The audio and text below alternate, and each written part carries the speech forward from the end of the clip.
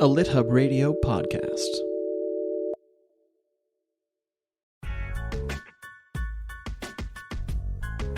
Hello, working vacationers, Airbnbers, book immersionists, and book focusers. I'm Grant Faulkner, and I'm with my co-host, Brooke Warner. And Brooke, the reason I'm using all these weird monikers to greet our guests today is that since it's the new year is just barely underway, I guess, many people are planning their writing goals for the year. And so we're going to do a special episode on writing retreats in the hopes that a lot of people will have the time to do a retreat. And we're going to talk about the why, the how, the where. And we're going to talk about the writing retreats, you apply for, and also the ones you create for yourself and the ones you plan with your writing buddies, to start a new project, to get through a muddy middle, to finish, to just write with friends, to meet new writer friends, anything. Writing retreats, fill so many purposes. So my first question to you, Brooke, is, have you ever gone on a writing retreat? And if so, was it one you designed for yourself or did you apply? The only real writing retreat I've done was at Hedgebrook, which is a really exclusive writer's retreat, but I did not apply. I got to go under unusual circumstances because I was friends with the former executive director, and She Writes Press actually published the Hedgebrook cookbook. And so she set up a weekend for women entrepreneurs, and there was a lot of publishing and publishing adjacent people. We all came up for a week. I think it was 5 nights. So we were working on our business plans. We were scheming, we were creating. So I feel like I had that experience. It was such a gift. And Hedgebrook is famously known for this concept of radical hospitality. So they cooked for us and we got to stay in their amazing little cabins. So I got to do it, but not as a writer. Still very, very cool. So yeah, that's my experience. How about you, Grant? My experience really happened several years ago, and I was a writer in residence in Aspen. And that's the only one I've really done as a pure writer, not as faculty or not on a retreat that I created with others or for myself. And it was through the nonprofit Aspen Words, which is part of the Aspen Institute. And I have to confess, Brooke, I'm just like you. I got there through my friendships and my networks with another former executive director. Connections, yeah. It was an absolutely beautiful place to write. I got to read by a pond in the morning and take beautiful hikes and bike rides, and I got to, write all day and for an entire month, which I hadn't done since I was very young. And I had to lead a couple of workshops and do some things, but it was mainly pure writing.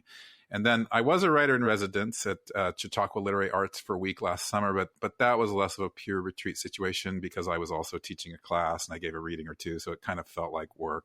And I actually just applied for a couple of retreats or residencies this year. The lines are blurry to me sometimes between them. And these are ones like yours, where you're a little more coddled. You get room and a board and maybe a stipend and maybe a meal. And on that note, I do want to mention that the resource I use for finding out about retreats and residencies is called the Artist Communities Alliance Network. And they put out a newsletter that comes out at once a week or so, and it lists residencies around the world. And it's great, but the challenge is that you're at the mercy of other forces when you pursue a retreat like this, which means that you have to apply, and you usually have to pay an application fee, and then the retreat might not happen for 6 months, which is why I think if you can create your own retreat, you should go for it. I think getting residencies is good for your resume, and it can be a good way to meet other writers, but sometimes creating your own retreat is the best way to get writing done. And I actually didn't get in any of these. So there's that. They're also super competitive. Yeah. Yeah, there are. It turns out a lot of writers want to go on retreats. Yeah. So Brooke, have you ever created your own retreat? I have, actually. So I did a weekend-long retreat when I was finishing Right On Sisters, which was my last published book. And I basically used an oceanfront house that was one of my mom's friends' place. And so she was gone traveling for a weekend, and I needed a place to write and got that set up. I didn't have to pay anything other than my flight to get down to Southern California. It was a great experience because I was self-isolated in a beautiful place with a view. I was explicitly there to get writing done. I found it incredibly effective, and I will definitely do that again someday, some future writing project. So I do recommend it. And yeah, it's hard to apply for these things. I mean, it's great when you get them, and it is competitive and it takes a lot of time to apply. And if you do your own, it's there, you just have to carve out that weekend or that week. So yeah, I'm curious, Grant, have you, and what are the parameters you think are critical to the success of a self-planned retreat? Yeah, I have a little template for, I guess, what would be called a long weekend retreat, 3 or 4 day retreat. So my criteria is is that it has to be not too far away from my home because I don't want to waste travel time getting there. And it can't be a place that makes me want to be a tourist. I can't be out just enjoying myself all the time. I need to be focused on my writing. And preferably I'm in walking distance to a town, for a cafe, a restaurant, or some sort of entertainment. And I found this all in Petaluma, which is about an hour away from me. And there's this kooky little French hotel that I'm in love with. And I've gone up there, I don't know, 3 or 4 times to finish revisions. And it totally works, But that said, that was like a retreat by myself, and I did like a lot of intense work for 3 or 4 days. I did do like a group writing retreat last year with friends, and we kind of like you, we fortunately got access to a house in Chautauqua in the off season, so we had this whole resort to ourselves, more or less. And the upside of this is I like being alone on retreats, so it's very different being with other people. And the upside, it was like fun to be with other people. Like I enjoyed the companionship. I enjoyed the fact that we were writing together, and that really just helped it be kind of more pleasant, I think, overall, meals together and all that kind of stuff. On the downside, though, sometimes there's a little too much of social life for me, because I'd flown all the way across the country and I wanted to get a lot of work done. And sometimes I would find myself talking for a whole hour, or 2. Damn it. So yeah, is there anything, I'm curious, what are the downsides for you, or anything you don't like about retreats? Yeah, my mom ran a retreat center for over 30 years. And so while I haven't done a lot of writing retreats, I've done a ton of retreats over the years. I have done a lot more that are spiritual in nature. I've done a lot surrounding relationship and stuff like that. So I've gone to Esalen and Spirit Rock and Asilomar and Mount Madonna. You can even do a retreat in a single day. I mean, we're very lucky to live in Northern California because they're everywhere. Mm-hmm. So there's not a lot I don't like about retreats. Honestly, my single complaint is that some of these retreats do restrict you around certain things. So I am completely fine and really understand the 0 alcohol policy because my mom did that too. Like if you have an alcoholic, it can get out of control, and it's better to just put that thing in a box. However, some places don't have coffee, which for me is a bridge too far. Like I have done 2 retreats at Mount Madonna and Watsonville, which is near Santa Cruz, and they don't have coffee. They lost me. You lost me at coffee. Yeah. So literally every morning I would get into my car and drive into town, get my to-go cup, bring it back. And I am okay with my coffee addiction. Sounds like you are too. Yeah. So don't love that. And then I guess it's a hazard of retreats, kind of what you were talking about with regard to people. I mean, it's the people are the reason you go, but then there are going to be people you don't click with. And then you're sort of stuck together for a period of time. But I think that's offset by the number of people you will click with. Mm-hmm. And then I've made some dear friends through retreat experiences, including Mark Nepo, actually, who was a retreat leader at my mom's place. And that's how we first met. So that's a profound friendship that came out of retreats. How about you, Grant? I mean, complaints, things that feel challenging? When I was in Aspen for 30 days, the thing that was tough for me was being alone all day. And I hadn't anticipated that. And I think that model that you mentioned at Hedgebrook is really great, where you write all day or you do your stuff and then you gather in the evenings for dinner. And that would be perfect for me. And the other thing that was actually tough, you just think you got all this expansive time in this lovely place, and you think it's all going to be great, but it's actually not. You still have to face yourself as a writer every day. And one of my things is I really want to maximize productivity because especially in this, I just knew I was never going to get 30 days like this again. So I was just kind of whipping myself to write like a couple thousand words a day. I just started a new novel and I found it kind of actually challenging for me to find the rhythm of when and how to give myself a break, so that I'm not writing all day. And my joke was that it took me a month to learn how to do the retreat, and then the retreat was done. So, perfect. So it would have been ideal if I could have come back next year. You needed a year. Yeah. Getting more to the positive stuff, any retreats you'd like to recommend based on, you've been on the faculty of several, I know. Yeah, I mean, I guess I wanted to differentiate between faculty and conferences, especially in light of our interview that's forthcoming with Ellen Sussman and Connie Hale, because Connie is going to start out by differentiating between those two. I totally agree with her definition, by the way, which is like a conference is sort of like a bigger, more education driven. Oftentimes there's agents and editors, whereas the retreats are usually more intimate. And I haven't done a whole lot of retreats. I've done many, many, many more writers' conferences. And so the writing retreats, they're often secluded. One of the things that I like about the writing retreats that I have done is that you will eat with the students. Oftentimes there's an expectation that you read their work or that you sit with them one-on-one. That's really not the case at conferences. At conferences, writers can pay you for a pitch session. So I think when you come to a retreat as a faculty, there's an openness, and like a human to human kind of expectation. And sometimes at conferences, I think that the faculty gets put up on a pedestal in a way that is, I don't always love that. I think it doesn't breed intimacy, and it sort of creates a situation where the faculty wants to run and hide sometimes because they're just sought after. People can treat them a little bit like demigods. I think that especially happens with the authors and agents who attend writers' conferences. So, I have been historically at Kauai writers' conferences. Often I go to San Francisco Writers Conference, as do you. I go to, I'm going back to San Miguel de Allende this year, which I'm very excited about, but I would qualify that as a conference. And so retreat wise, She Writes Press used to do retreats before the pandemic, and I'm really hoping that we can bring that back, because the intimacy of a retreat, there's really nothing like it. So for people who have been to conferences but have not been to retreats, I do highly recommend it. And when it comes to Ellen, Ellen Sussman, who we're going to hear from, has a camp in Sonoma. You and I have both taught for her before, and it sounds like you're going to Oahu in April and Kauai in November, Grant. So rough life. Yeah. I'll remind people, though, I work at these retreats.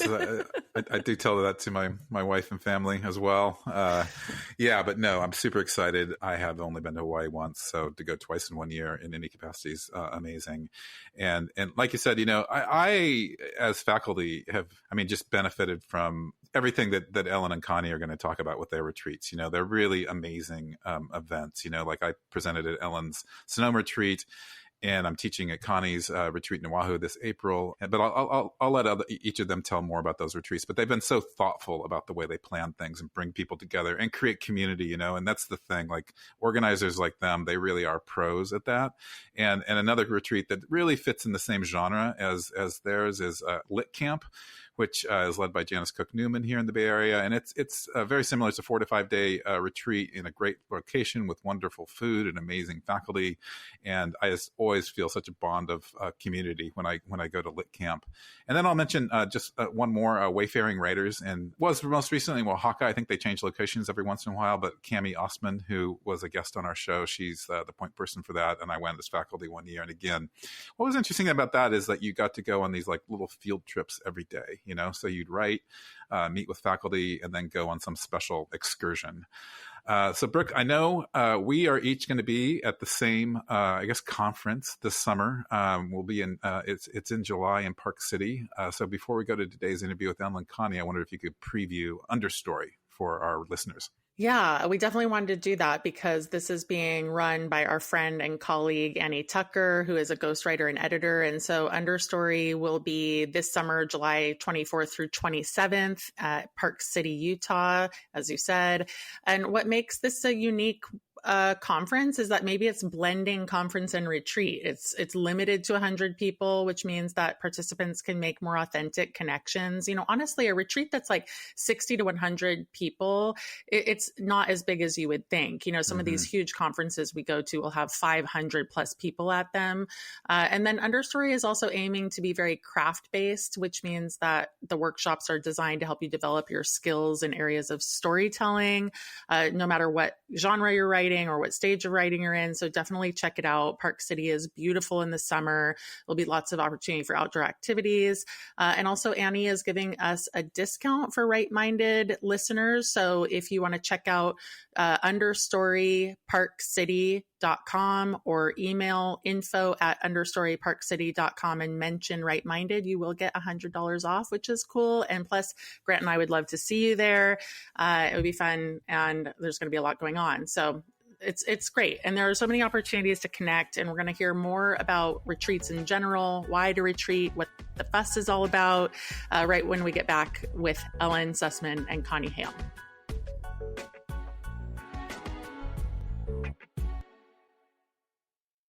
Welcome back, everybody. I'm thrilled to welcome our guests today.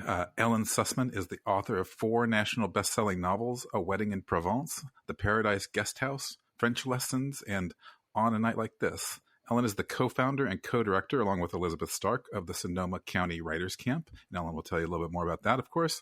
And Ellen has also been awarded fellowships from a bunch of places, such as the Sewanee Writers Conference, Hedgebrook, and Ragdale. So she's experienced many sides of the retreat experience. Connie Hale has written 6 books, several of them on literary style, including Wired Style and Sin and Syntax, which she describes as romps through English and subversive guides to grammar and good writing. I recommend them. She studied English literature at Princeton University, then earned a master's in journalism at UC Berkeley, after which she has written for publications ranging from the Gilroy Dispatch to the New York Times. She grew up in Hawaii, speaking proper English at home and Hawaiian Creole or Pidgin with friends, and she runs an annual writers' retreat in Hawaii, in Oahu. And she's also directed conferences for journalists, and she also dances the hula, of course. Welcome, Ellen and Connie. Thank you so much. Thanks. Great to be here. It sounds like we're on Jeopardy with that introduction. Do we have to answer the questions in the form of a question? That would be great. Let's switch the format. Well, I want to start with the basics. I want both of you to tell people where they can go to find out about your wonderful, wonderful retreats. But I also just wanted you to answer why go on a writing retreat, and when should a writer go on a writing retreat? And I'm just curious if you have any views on what stage in a writer's development, you'd advise them to go on a retreat. I bet you've seen it all. Do you want to start, Connie? Sure, I'd be happy to. So my writer's retreat is called the Oahu Writers Retreat. Pretty simple. And the website is oahuwritersretreat.com. So it's easy to find and read all about it. There's probably more information than people want there. Writers' retreats, I think people use different language for different experiences. And I use the word retreat because it's literally a retreat from your everyday world. I think of conferences, which are great, but I think conferences are big gatherings of a lot of people.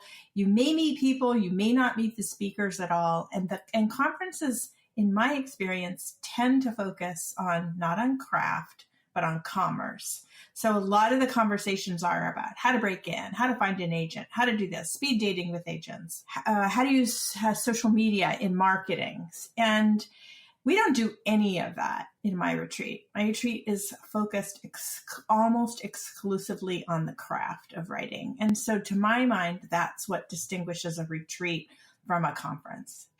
Some retreats you work in private.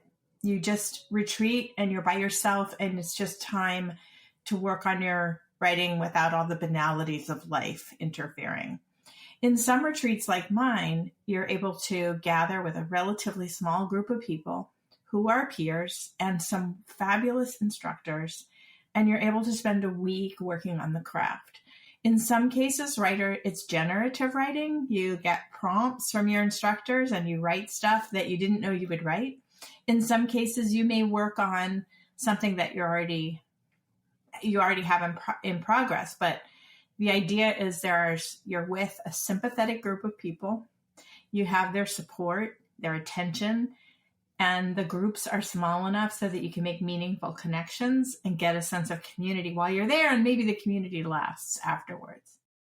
So, Ellen, I'm going to throw this one out to you because there are a lot of retreats out there and they all have different points of emphasis and structure. So how have you structured your writing retreats, and how have you found what works and what doesn't? So I actually offer 2 completely different retreats, just to confuse you and everyone. About 10 years ago, Elizabeth Stark and I started Sonoma County Writers Camp, which is one of my retreats. We offer 2 different sessions a year. It's a 4.5-day retreat up at a gorgeous retreat center in Sonoma County. And we made a very conscious decision to call it camp, Sonoma County Writers Camp, because we want it to be fun. We want to play with writing with each other. We want to sort of put the fun back into writing. And we want to set it up in such a way that you can be working within this fabulous, supportive, encouraging community of 24 writers at that camp, divided into 2 separate workshops in the morning. You have time in the morning for for the workshop, and then in the afternoon you have time for your own writing or meditation or hiking, yoga. We bring in visiting writers who will give presentations. So it's a little bit of a combination of everything, with the hope that we are reaching all different levels of writers, and that you can kind of immerse yourself in this fully dynamic way of both community and that solitary time we all need as writers. My other writing retreat, and Sonoma County Writers Camp, by the way, we have our own website, so just go to sonomacountywriterscamp.com. And we have a camp in July this year and one in September. The other retreat that I offer is in Italy, in Tuscany, and I offer 2-week-long retreats a year. I've been doing that for a few years now. It is absolutely fabulous. That's very different in that I only take 8 students, and it's 8 of us for an entire week living together in this gorgeous, luxurious villa. And we also have morning workshops for 3 hours and afternoons more unstructured, so people can hike, nap, write, swim in the pool, whatever they need to do. But it is more focused on what we can create as a very intimate group of 8 people. And I also love, as Connie does, this idea of taking everyone out of their daily life and taking them someplace gorgeous, a little exotic, and giving them this other sort of rich, full experience. And we see so often how much that triggers or juices up our creativity. I so appreciate that. And you both, thank you, because you're each doing, I mean, there's so many different opportunities just in the 3 different examples that you talked about. And so, I mean, Ellen, you just spoke to the size specifically, and I wondered if each of you could speak, and maybe Ellen, you can go first by piggybacking on what you just said, and then Connie, you could add to that. I mean, is it the case, like, the smaller, the more work you'll get done? How do you build in education to the retreats? And I'm just curious how people would think about that if they're deciding where to go. What Elizabeth and I have found at Sonoma County Writers Camp, we love having 24 people. That's a sizable community. But that community breaks into 2 groups in the morning. So you do have the intimacy of a workshop of 12 students. And then we have all our meals together and take hikes together and do meditation and yoga together. So there's all kinds of ways in which we are kind of charging each other up, learning from each other, supporting each other. And I think there's room for all levels of experience. Getting back to Grant's question, it works for beginning writers as well as more advanced writers. In the smaller group in Tuscany, I think there is some sort of magic to what happens when 8 people spend a week eating all their meals together, and spending 3 hours in workshop together every morning. It's a different kind of deeper dive into your work and into sort of your vision of what you want as a writer. Also, Sonoma County Writers Camp is 4.5 days as opposed to a full 8-day experience. So there are those sorts of differences too. Connie, what do you have to add to that? And I'm curious about the education piece as well, So our model is kind of similar. I have 36 people, usually between 24 and 36 usually, and 3 major instructors. So if it works out that there are 8 to 12 people in the morning workshops, which are kind of the heart and soul of, as with Ellen's camp, those people that you're with every morning, one instructor that you're with every morning, and you can bond because of the number of people and really get to know each other's work. You're reading each other's work every day and giving feedback to each other every day. But then the reason I love the larger number is that then what we do in the afternoon, we have fun too. We go on hikes. We have a beach right there. Oh, fantastic. One of my favorite beaches in all of Hawaii. And we have evening programs. We have Hawaiian musicians who come. I and some other people dance the hula. It's a lot of fun. But the afternoon I see as an extension of the morning with a plus. So some people may choose to spend the afternoon just writing, and that's wonderful if they do. Every room has a writing table and a picture window that looks right onto the ocean, a much better view than you would get in a Waikiki hotel. But we like to mix it up in the afternoon for two reasons. One is, as Ellen was suggesting, on the one hand, you have a smaller group of 8 to 12 people whom you're working with every day, but then there are all these other people that you might like to connect with as well. So in the afternoon sessions, you may meet those other 24 people that you haven't met in the morning. And what we do in the afternoon is we mix it up in interesting ways. So we have a Native Hawaiian woman who is a poet and primarily an artist, and she does an art class for non-artists. And the idea is to get yourself out of your writing head, out of your verbal head, do something with paints or chalks or whatever. It's different every year. And then to integrate poetry with it. We have Zoe Fitzgerald Carter, who's a Bay Area singer-songwriter, fantastic person. She teaches songwriting. And music is very much a part of my retreat. But it's not just being a spectator. You have a chance to make music, and we write a song. That the songwriting class writes a song every year and performs it on the last day.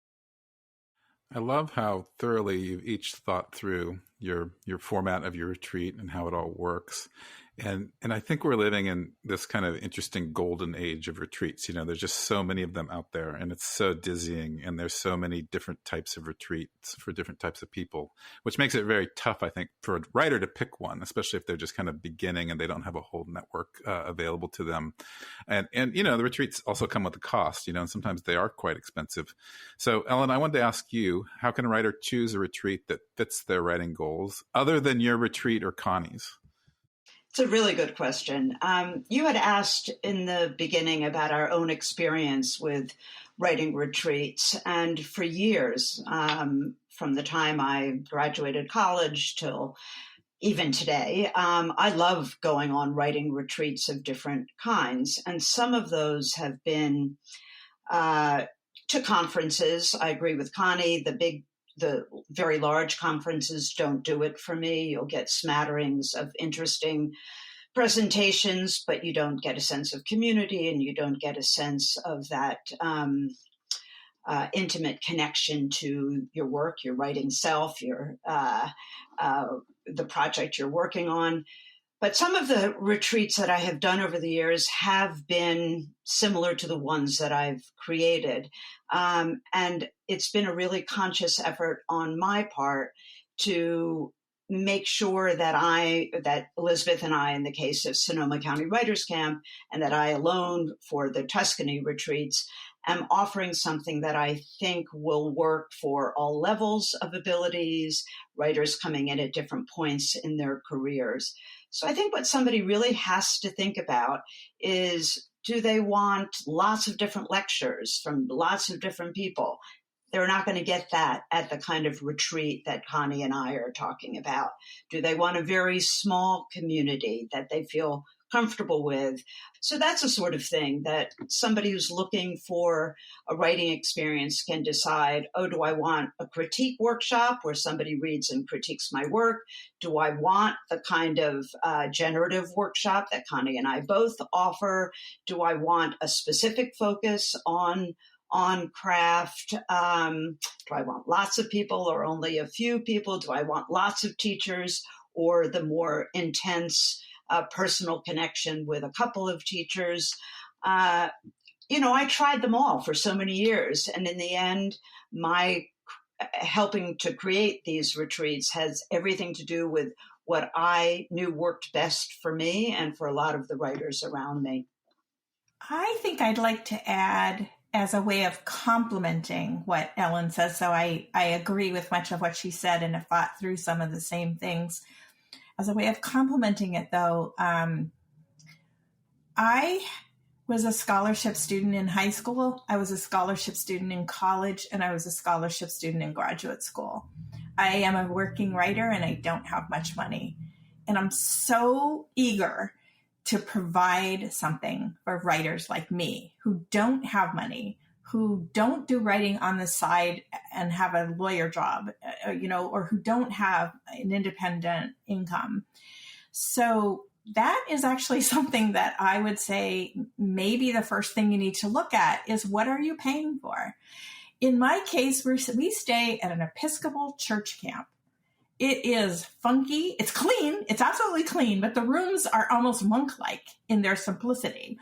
We eat in a basically cafeteria style food, and I have a battle every year with the cook at the dining hall to introduce pumpkin seeds and spinach into the salads, And I tell the retreaters, bring stuff, figure it out, make it work for you. Because of this, I can offer this amazing experience on the beach in Hawaii with absolutely phenomenal instruction for less than half of what most experiences would cost. And I raise scholarship money. So almost no one gets turned away because they can't pay. I'll work with someone. I once had someone who came out and just sat in the dining room by herself every day. She paid for lunch and she just sat there and did her own writing because that's what she could afford to do. And what is the experience that you want? Do you want to go to Provence? Do you want to go to, the fancy coast of Kauai? And if you do, great, go, enjoy it. But some of us can't afford that. And so there are things closer to home, whether it be a writing camp, just outside your own city, or something that is no frills in a lot of ways, including flying termites in May sometimes, which is termite breeding season.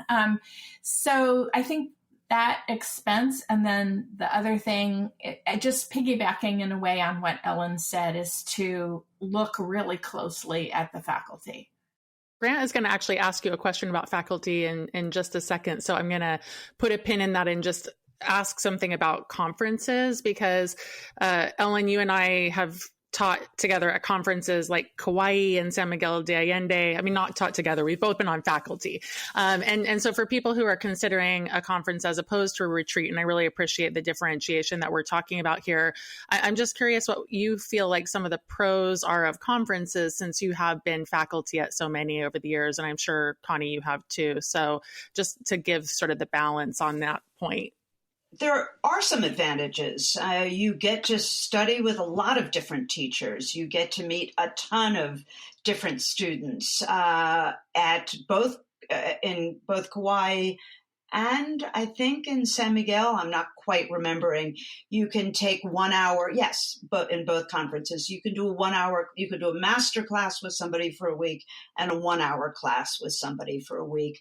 Right. I'm the kind of person who, even though I loved teaching at those conferences, I know I do better with that smaller group. But yes, there's definitely something to gain from those bigger conferences as well. I met my first agent at the Maui Writers Conference. Awesome. I mean, I was on the faculty, so it was a little bit of a cheat, but you can meet agents and editors at writers' conferences. They do panels. You can go up and talk to them afterwards. And that you can't do that at the Oahu Writers Retreat. That's not what we're about. And so conferences, in terms of meet or even just listening to, I think if you're a writer who's never published a book, it's incredibly helpful to listen to a panel of editors talking about how they acquire titles and how the book process. You just can learn so much by going to a conference and, sitting in front of that spigot of information, even if it's not delivered in an intimate setting. I'm going to close with a question to you both. I'm going to be on the faculty of your retreat, Connie, in April. Very happy about that. I'm looking forward to it. That'll be my first time. And Brooke and I both presented at your retreat, Ellen.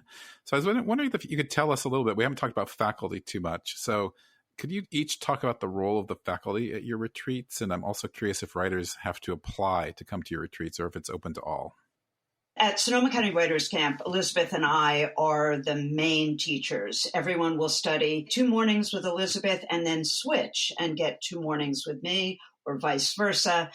We bring in, now we're at a different location than where both of you visited us before. We're at Ratna-Ling Retreat Center, an absolutely spectacular retreat center north, about a half hour north of Jenner on the Sonoma coast. And so it's not as easy to bring writers back and forth from San Francisco. So now we invite a visiting writer to come and stay with us for the entire week. And they offer a master class in the afternoon. They'll also offer a reading. We used to offer agent panels and publication panels. And we've decided we don't want the focus to be on the business. So we are making it much more craft focused, even for the afternoon presentations. For my writing retreat in Tuscany, it's just me. It's that small group of students who I work with for that 1 week.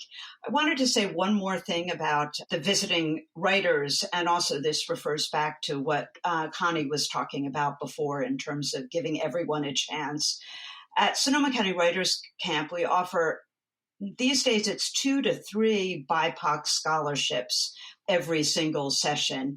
And we started that because we knew we wanted to make our community more varied, more diverse, more interesting than what it looked like in the first couple of years. And that has happened. It is a very diverse community now, and offering those scholarships help. But we also have made a real point of trying to make sure that our visiting writers represent that community. So the writers who come are seeing women of color who have had success in their careers and are writing about the material that's so giving voice to those stories that haven't been heard. How about you, Connie? So first of all, I want to say that I'm very committed to open admissions. So I because I don't want people to self-select out. And I have found something so interesting in the 13 years that I've been doing this retreat. Every several years at the beginning, I ask people in evaluations, would you prefer to be grouped in classes by experience? And always everyone said no, which I thought was so interesting, because I have people who have written and published books and people who have never done anything.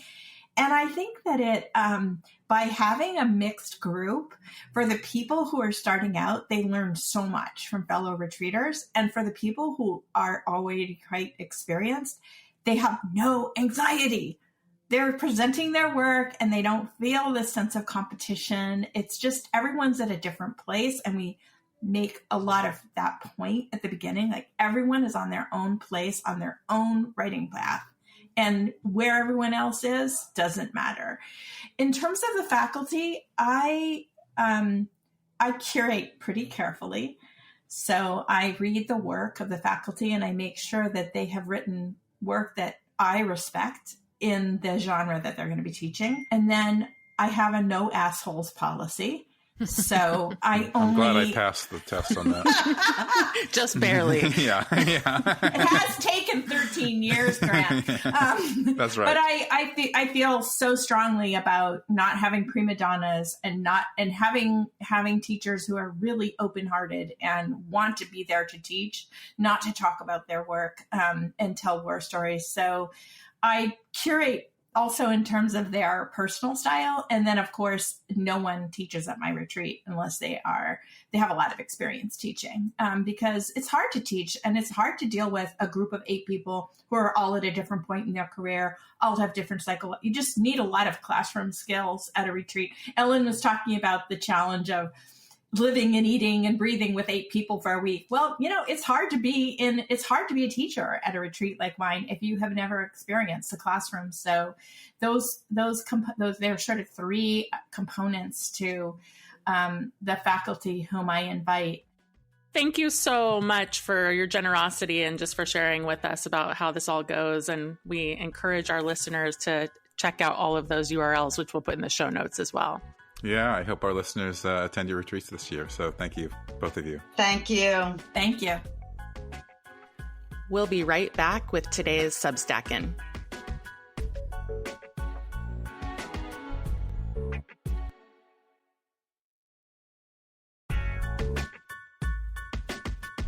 Well, Brooke, in this week's Substackin', I thought we could feature one of our writing friends and a former guest on our show, Dan Blank. You know, I love Dan because he helps writers with their marketing, and he really just helps them feel comfortable putting their voices and their work into the world.